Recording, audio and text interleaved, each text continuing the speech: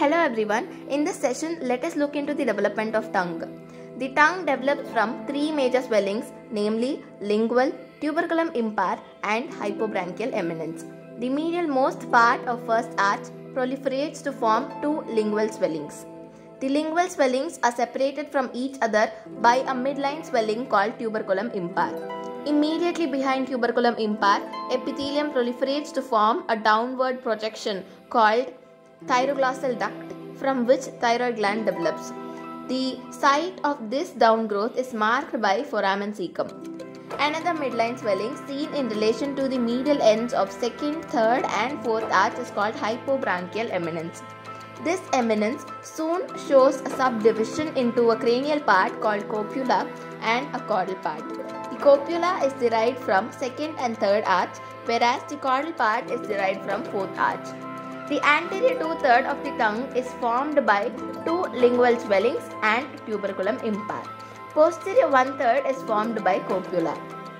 Here, mesoderm of the second arch submerges and the third arch overgrows.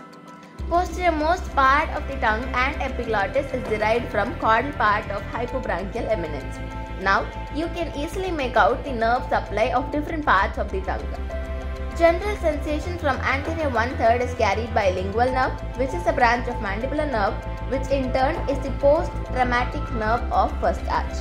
Special sensation from anterior one-third is carried by cauda tympani, which is the pre-traumatic nerve of first arch.